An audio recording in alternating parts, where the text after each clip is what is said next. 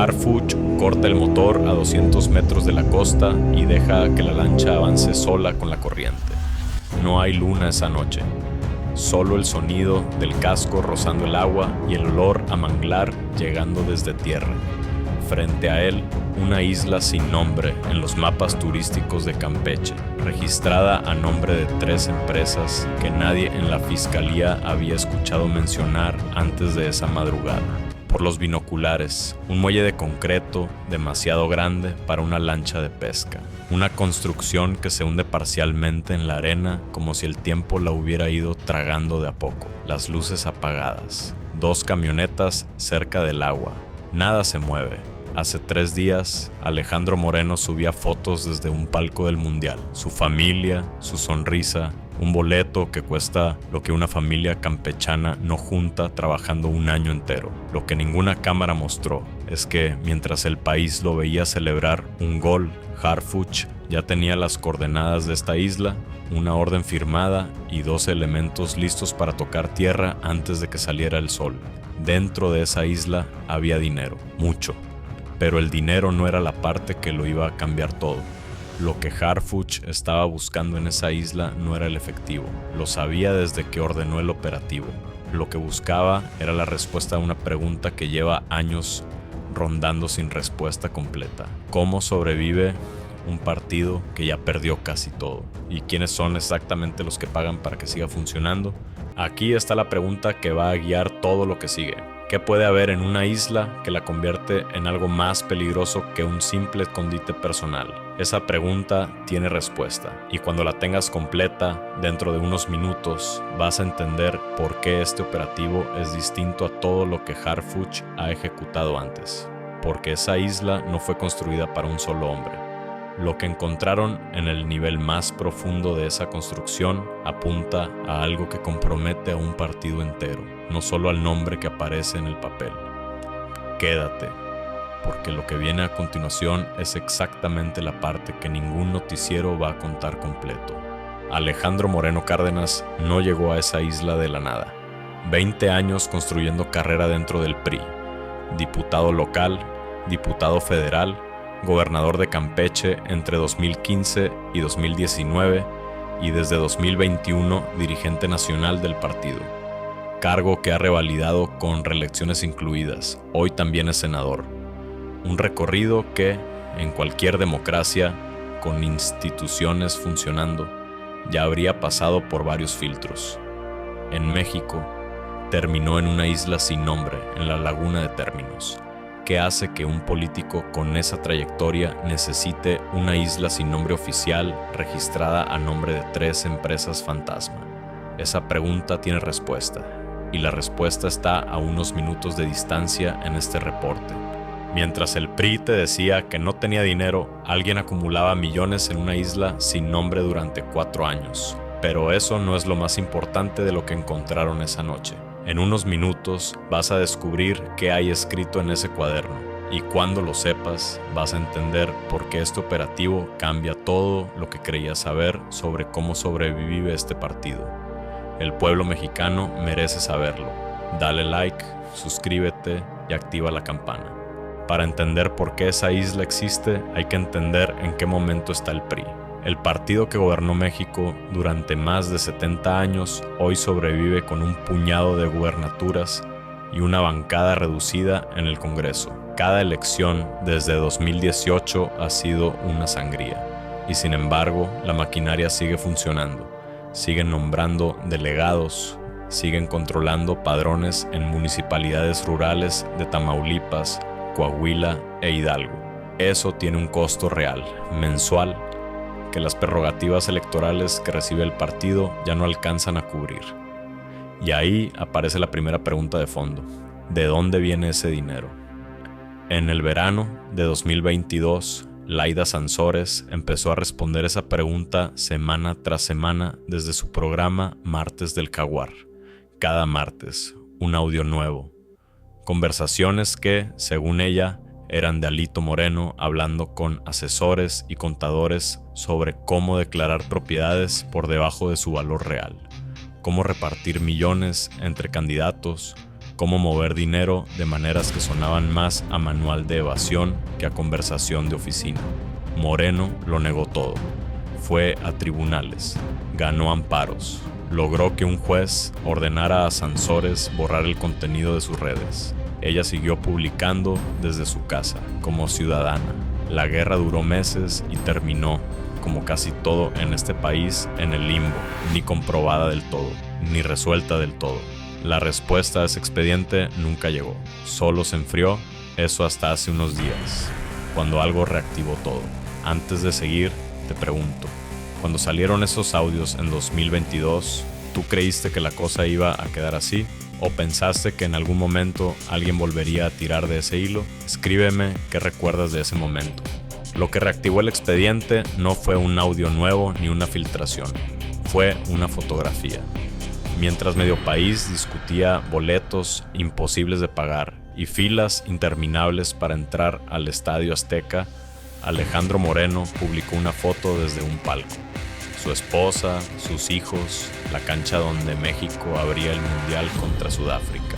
El boleto de esa zona, según se reportó, costaba alrededor de 242,000 pesos. Mientras transportistas bloqueaban carreteras y la CNT exigía respuestas que nadie les daba. El dirigente nacional del PRI festejaba un gol desde uno de los lugares más caros del estadio.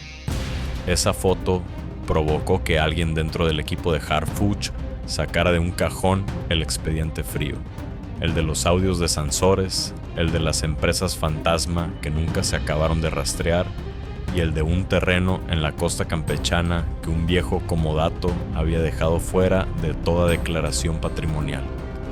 Y 3 años después de Martes del Jaguar, alguien volvió a tirar del hilo, y esta vez el hilo no se rompió. Ese hilo llevaba directamente a la laguna de Términos, y lo que encontraron al seguirlo es la parte que todavía no te he contado. El comodato apuntaba a una franja de costa cerca de Sabancuy, frente a la laguna, registrada después de varios cambios de dueño a nombre de una empresa que en papeles se dedicaba a servicios de pesca. Una empresa de pesca con un muelle capaz de recibir una embarcación de 15 metros, con permisos de construcción para una casa de playa que, según los planos originales presentados al Ayuntamiento de Champotón, jamás debía pasar de los 200 metros cuadrados. Lo que se levantó ahí no se parece en nada a esos planos. ¿Y qué había dentro, detrás de esa fachada de empresa de pesca? Eso es lo que Harfuch fue a descubrir a las 4:50 de la madrugada. Para entender cómo funciona un comodato, vale la pena explicarlo sin tecnicismos. Es un contrato en el que alguien cede el uso de un bien sin cobrar nada a cambio.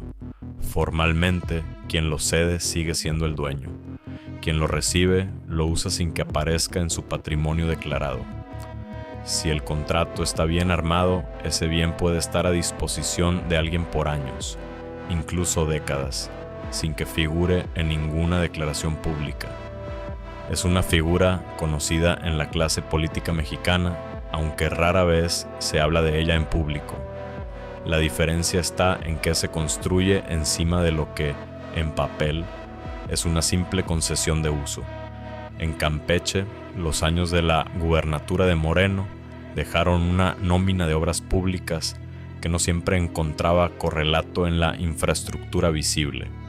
Carreteras que se contrataron 2 veces, hospitales rurales que se inauguraron y cerraron en el mismo año, contratos de mantenimiento a empresas cuya razón social se había constituido semanas antes de la licitación. Ese era el mapa de fondo que los auditores de la Secretaría de la Función Pública llevaban revisando, sin mucho ruido, desde finales de 2022, y fue en ese mapa donde alguien encontró el primer hilo que conducía, cruzando varios cambios de propietario y 2 fideicomisos distintos, a esa franja de costa frente a la laguna de Términos. El PRI, en los estados donde todavía conserva gubernatura o mayoría legislativa, sigue moviendo presupuesto, sigue nombrando delegados, sigue controlando padrones que, en algunas Municipalidades rurales de Tamaulipas, Coahuila o Hidalgo equivalen a la diferencia entre ganar y perder una elección local. Eso tiene un costo, no metafórico, literal. Alguien tiene que pagar cada mes la operación de una estructura que ya no puede financiarse con lo que la autoridad electoral autoriza en prerrogativas. Y ese alguien, o esos varios alguien, son exactamente los que aparecen como iniciales en el cuaderno que Harfuch encontró en esa bóveda. Pero, para llegar al cuaderno, primero había que llegar a la isla. En junio de 2026, mientras el país abre el mundial y todo el mundo mira hacia la cancha, Alito Moreno sigue siendo la persona que firma los avales del PRI para las elecciones locales de otoño en 6 estados. Sigue siendo quien decide qué candidaturas van y cuáles no. Sigue siendo, en términos prácticos, quien controla el acceso a los recursos que ese partido todavía puede mover. Ese poder, en un partido que ya no gana presidencias ni legislaturas federales, vale más que cualquier cargo. Y ese poder no es gratis. Tiene una estructura que lo sostiene. Y esa estructura necesita financiamiento que no puede venir de las prerrogativas oficiales. Esa es la ecuación que Harfuch encontró en 15 páginas escritas a mano, en un sótano debajo de una isla que oficialmente no existe. 12 elementos, 2 lanchas interceptor de la Marina, del mismo modelo que ya opera en el Golfo contra el narcotráfico. Llegada calculada para las 4:50 de la madrugada, 40 minutos antes del primer indicio de luz, porque a esa hora hasta los veladores más entrenados bajan la guardia. El primer obstáculo fue una cerca eléctrica de baja intensidad camuflada entre la vegetación de manglar, alimentada por un generador subterráneo que no había aparecido en ninguna imagen satelital previa. Tardaron 11 minutos en desactivarla sin disparar ninguna alarma. 11 minutos en el silencio de una isla en medio de la nada, con el agua todavía goteando de los trajes y los binoculares empañándose cada vez que alguien soltaba el aire. Dentro de la casa, 2 personas, un cuidador y su esposa, contratados meses atrás a través de una agencia en Campeche, sin idea real de a quién pertenecía la propiedad ni de qué guardaba. Los aseguraron sin un solo disparo, casi en silencio, mientras afuera empezaba a clarear. La casa entera se entregó en menos de 20 minutos. Lo que sí opuso resistencia estaba un piso más abajo. La planta baja tenía lo que cualquier casa de playa tiene: sala, cocina, un cuarto con catres y una terraza que da al agua. El equipo la revisó en 8 minutos. Nada que no fuera muebles ordinarios y una nevera con comida para una semana. Si alguien hubiera diseñado esa planta baja para que pareciera exactamente lo que decía ser, no habría podido hacerlo mejor. Y eso, para los peritos con experiencia en este tipo de cateos, ya era una señal. En este negocio, cuando algo parece demasiado normal, generalmente es porque alguien trabajó para que pareciera así. Los cuidadores, los muebles genéricos, el olor a humedad de playa y a aceite de cocina. Todo encajaba con la empresa de pesca que figuraba en el papel. Todo encajaba demasiado bien. Antes de seguir, te pregunto, ¿tú crees que alguien puede construir algo así en una isla y que los trabajadores que lo levantan nunca entiendan para qué sirve? Coméntame qué piensas. Bajo la sala principal, detrás de un mueble empotrado que parecía decorativo, había una escalera de concreto. 2 escalones hacia un sótano que no figuraba en ningún plano. La pregunta que todo el equipo tenía en la cabeza era la misma. ¿Qué guarda alguien en un sótano que no aparece en ningún registro oficial, en una isla que no existe en ningún mapa? La respuesta estaba esperándolos en 14 cajas metálicas. Eran 14 cajas metálicas del tipo que se usa para transporte de equipo médico sensible, con cierres de presión y marchamos que alguien había roto antes de que el equipo de Harfuch pusiera pie en ese sótano. Dentro, fajos de billetes en pesos y dólares, organizados por denominación, envueltos en plástico al vacío con las esquinas selladas con cinta azul. El conteo preliminar arrojó algo más de 18 millones de pesos en efectivo, solo en esas 14 cajas, solo en ese primer cuarto. Los billetes más viejos databan de al menos 4 años atrás. Alguien los había acumulado con paciencia en denominaciones de 500 pesos para no levantar banderas en la bóveda de ningún banco. 4 años de paciencia, en una isla sin nombre oficial.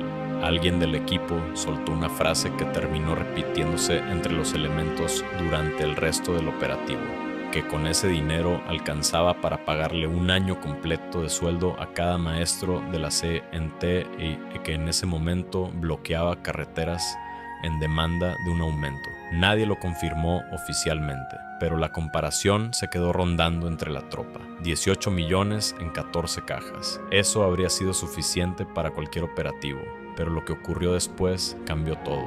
Detrás del dinero había una puerta blindada que nadie esperaba. ¿Qué puede necesitar esconder a alguien que ya tiene el efectivo en un sótano invisible? Los peritos marcaron, fotografiaron y embolsaron cada fajo con la calma de quien sabe que este proceso va a durar más de lo que dura el día. El conteo final, hecho con máquinas contadoras traídas desde Campeche por orden del fiscal, tardó casi 3 horas. 18 millones con 400,000 pesos. Con eso alcanzaba para financiar la nómina completa del Comité Estatal del PRI en 3 estados medianos durante más de un año. Ese cálculo lo hizo alguien del equipo en voz alta, mientras esperaba los resultados del conteo. Nadie lo refutó. Lo que sí llamó la atención de los analistas fue la mezcla de denominaciones. Los billetes de 500 pesos formaban el grueso, exactamente el rango que los sistemas de alerta de la UIF suelen rastrear menos porque es la denominación de uso más cotidiano. Alguien había pensado en eso, alguien con suficiente tiempo y acceso como para acumular 4 años de efectivo en esas denominaciones sin que ningún banco lo registrara como movimiento sospechoso. Eso no es azar, es método. Detrás de un panel falso en la pared opuesta del sótano había una puerta blindada con cerradura electrónica, del tipo que normalmente aparece en bóvedas bancarias pequeñas. Tardaron casi 40 minutos en forzarla sin dañar lo que hubiera dentro, siguiendo protocolo de preservación de evidencia. ¿Qué puede haber detrás de una puerta así, en una isla construida haciéndose pasar por una casa de playa? Dime tu apuesta antes de que te cuente lo que encontraron. Lo que había dentro tomó por sorpresa a todo el equipo. Solo un cuaderno escolar de pasta dura, del tipo que se vende en cualquier papelería de Campeche, con renglones escritos a mano, con la misma letra de principio a fin, sin una sola tachadura en 15 páginas. En él, fechas, montos e iniciales. Iniciales que correspondían, según el cruce posterior del equipo de inteligencia, a dirigentes estatales del PRI en 12 entidades: Tamaulipas, Coahuila, Nuevo León, Hidalgo, Veracruz, entre otras. Transferencias de entre 2 y 9 millones de pesos, sin membrete, sin sello oficial. Como si quien lo escribió quisiera tener registro propio de algo que oficialmente jamás debía existir en papel. 12 estados, 12 columnas de cifras. El mapa dibujado a mano de cómo se financia por debajo de la mesa la maquinaria de un partido que en las urnas ya perdió casi todo, pero que en el control interno de esos 12 estados sigue funcionando igual que hace 30 años. El cruce de esas iniciales con la nómina pública de cada comité estatal del PRI tomó el resto de la mañana. El equipo de inteligencia comparó fechas de depósitos sospechosos detectados por la Unidad de Inteligencia Financiera con las fechas anotadas a mano en el cuaderno. Coincidieron 11 de las 12 entradas. La de Hidalgo todavía está bajo revisión. 11 coincidencias. Cualquier abogado defensor puede argumentar que un cuaderno puede falsificarse, que las iniciales son ambiguas, que la letra no está periciada. Todo eso es cierto, pero 11 coincidencias entre fechas escritas a mano y movimientos bancarios registrados por la UIF no las explica nadie en una sala de prensa. Esas 11 coincidencias se explican bajo juramento, frente a un juez. 11 coincidencias entre el cuaderno y los registros de la UIF. 12 estados comprometidos. Parecía el hallazgo definitivo. Y sin embargo, el cuaderno no era lo más importante que encontraron esa noche. porque detrás de la bóveda donde estaba el cuaderno había un pasillo que nadie esperaba. ¿A dónde llevaba ese pasillo? ¿Y para qué servía lo que había al final? El cuaderno fue fotografiado página por página antes de que nadie lo tocara con las manos. Protocolo estándar. Lo que no es estándar es lo que ocurrió después. Cuando el equipo de inteligencia empezó a cruzar esas iniciales, en menos de 2 horas ya tenía 11 de las 12 confirmadas. Esa velocidad de confirmación solo se explica si el expediente de fondo, el que llevaban construyendo desde los audios de Sansores, ya tenía los nombres. Lo que el cuaderno hizo fue darles el número y la fecha. Pasaron de sospecha a evidencia con 15 páginas escritas a mano y sin un solo sello oficial. Cada coincidencia confirmada se sentía, según describió uno de los peritos en privado, como destapar una cañería que lleva años tapada. El olor llega antes que la certeza completa de qué tan profundo está el problema. Si lo que acabas de escuchar ya te tiene incómodo, dale like, suscríbete y activa la campana, porque lo que encontraron detrás del cuaderno es la parte que de verdad debería quitarte el sueño esta noche. Mientras los peritos catalogaban el cuaderno, otro equipo revisaba los planos estructurales de la isla obtenidos horas antes vía orden judicial. Los planos hablaban de un sótano de un solo nivel. El georradar mostró algo distinto, un espacio adicional más profundo, conectado por un pasillo angosto que arrancaba justo detrás de la bóveda donde habían encontrado el cuaderno. Ese pasillo terminaba en una habitación con un servidor, paneles de control y lo que parecía, a primera vista, una estación de comunicaciones con capacidad para varias líneas satelitales al mismo tiempo. Las baterías de respaldo alcanzaban para 72 horas sin electricidad externa. El sistema de ventilación funcionaba de forma independiente del resto de la casa, con filtro propio, del tipo que se instala donde el edificio tiene que seguir operando aunque el suministro se corte. Para los peritos que llevan años revisando búnkeres del crimen organizado, esos números apuntan a una sola conclusión. Alguien diseñó ese cuarto para que se pudiera sobrevivir ahí encerrado varios días, sin que nadie afuera supiera si quien estaba dentro seguía con vida. Había también una pantalla conectada a 4 cámaras externas, el muelle principal, la entrada de la casa, la playa del otro extremo de la isla y un muelle secundario entre los manglares. 4 ángulos. Grabación continua. Las últimas 28 horas de grabación estaban intactas y confirmaron que la isla llevaba al menos 4 días sin visitantes antes de que llegaran las lanchas de la Marina. Te pregunto algo antes de continuar, porque esto cambia todo lo que has escuchado hasta aquí. ¿Tú creías que esta isla era solo de Alito Moreno o ya sospechabas que había espacio para más gente? Comenta si pensabas que era solo de él. Ve si ya sospechabas que había más nombres detrás. Tenía su propia salida de emergencia hacia ese muelle secundario entre los manglares, lo suficientemente discreto como para que no apareciera en las imágenes satelitales con que la Marina planea este tipo de operativos. Una sala de 72 horas de autonomía, con salida de emergencia propia y equipo instalado sin ningún permiso. ¿Para quién exactamente? ¿Quién la usaba? Esa pregunta empezó a responderse antes de que nadie abriera el servidor. Esa sala no estaba dimensionada para una sola persona. Las 4 líneas satelitales, la capacidad de autonomía de 72 horas, la salida de emergencia independiente, todo apunta a un espacio pensado para que un grupo, en el momento en que la justicia tocara demasiado cerca, pudiera llegar a esa isla y desaparecer del radar el tiempo necesario. La hipótesis que maneja el equipo de inteligencia es que ese espacio estaba disponible para la dirigencia nacional del PRI, o al menos para quienes en ese círculo supieran de su existencia. Y lo que ocurrió después confirmó esa hipótesis antes de que nadie abriera el servidor. Lo que el equipo de ingeniería sí pudo establecer desde ese mismo día es que la sala había sido instalada con equipo de telecomunicaciones que, en México, requiere autorización expresa del Instituto Federal de Telecomunicaciones. Autorización que, al consultar los registros disponibles para esa franja de costa, no existía. Alguien instaló ese equipo sin pedir permiso a nadie. Y alguien con acceso a ese tipo de equipo, sin dejar rastro en los registros públicos, tiene, por definición, más recursos que los que se consiguen en el mercado abierto.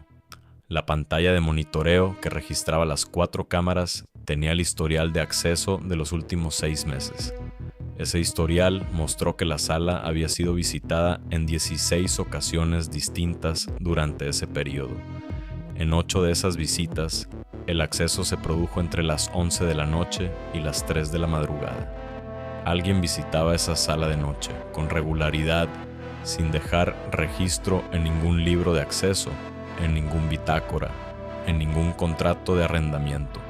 Solo en el historial de una pantalla que nadie esperaba que siguiera funcionando cuando llegaron las lanchas de la Marina. En uno de los servidores de esa sala, todavía encriptado al cierre de este reporte, el equipo de cómputo forense de la Fiscalía detectó carpetas con años de archivos de audio. Distinto a los audios que Sansores había filtrado desde su programa, estos tenían pinta de respaldo propio. Grabaciones guardadas como quien guarda un seguro de vida por si algún día el propio partido decide que ya estorbas. El tamaño de esas carpetas corresponde a cientos de horas de material, y las colecciones de ese tamaño tienen un solo uso posible: protegerse. ¿De quién exactamente? Eso está por verse. Lo que sí ocurrió de inmediato, antes de que nadie abriera ese servidor, fue esto. Ese mismo día, mientras los abogados de Moreno corrían a firmar poderes y preparar amparos, 3 de los 12 dirigentes estatales mencionados en el cuaderno ya habían llamado a sus propios abogados, sin que nadie les hubiera avisado todavía de forma oficial. Alguien, desde adentro del propio operativo, les había pasado la voz antes de que se terminara de levantar el inventario de evidencias. Eso confirma algo que el equipo de Harfuch ya sospechaba: que el cuarto de comunicaciones de esa isla tenía ojos y oídos que llegaban mucho más lejos que la isla misma. Y aquí te pregunto directamente, si tú fueras uno de esos 12 dirigentes y supieras que tus iniciales podrían estar en ese cuaderno, ¿qué harías primero? ¿Llamar a tu abogado o llamar a Moreno para saber qué tan grave está la cosa? Cuéntame qué harías tú. La oficina de comunicación del PRI tardó menos de 2 horas en sacar su comunicado. La misma fórmula de siempre: persecución política, confianza en las instituciones, colaboración total.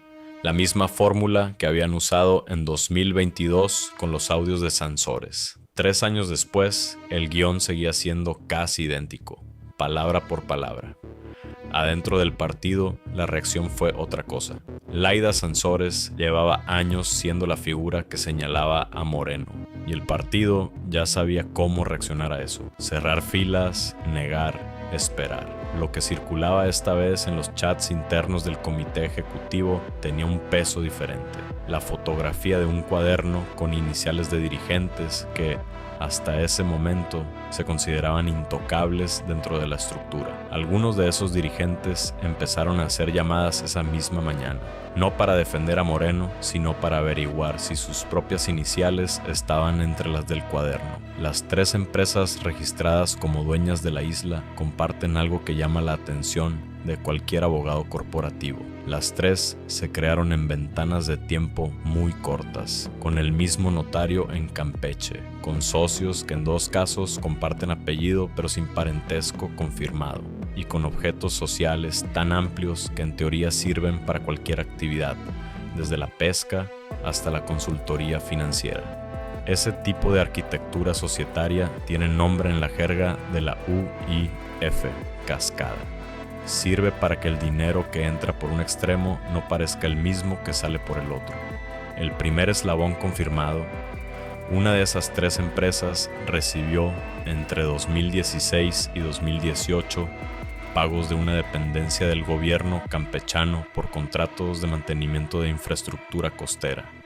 4 contratos, 22 millones de pesos en total. ganados en todos los casos, siendo la única participante en la licitación. En 2 de esos contratos, la supervisión de obra la hizo otra empresa del mismo nodo societario. Más adelante, si ese servidor se llega a desencriptar, lo que hay en esas carpetas de audio podría convertir esa arquitectura financiera en algo con nombres y fechas. Podría. Eso es lo que mantiene el caso abierto y lo que convierte la encriptación de ese servidor en la pieza más importante de lo que viene.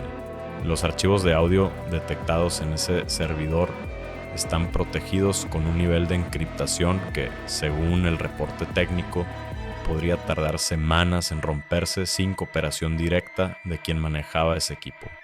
Y ahí es donde el caso se vuelve más incómodo. La persona que tiene la llave de esa encriptación no es necesariamente la misma que va a sentarse frente a un juez en los próximos días. Dentro de la fiscalía hay, según fuentes consultadas, 2 posiciones en tensión: esperar a romper la encriptación antes de mover a alguno de los 12 dirigentes del cuaderno, o moverse ya, antes de que alguien adentro del partido borre lo que todavía se pueda borrar. Quien haya seguido la política mexicana en los últimos 30 años sabe que cada vez que ese dilema apareció sobre una mesa, el tiempo siempre terminó jugando en contra de la justicia. En redes, la reacción se dividió en 2: quienes pedían cárcel inmediata y quienes recordaban que, en este país, este tipo de hallazgos rara vez terminan en una sentencia. Alguien recuperó la foto del palco del Mundial y la puso al lado de las imágenes del cuaderno, sin escribir nada más. La comparación hablaba sola. El boleto de 242,000 pesos frente a los maestros de la CNT bloqueando carreteras, frente a los transportistas exigiendo que alguien los escuchara. El detalle que más se compartió en esas primeras horas fue el cuaderno, porque las cajas con billetes son relativamente fáciles de explicar en un país donde mucha gente mueve efectivo.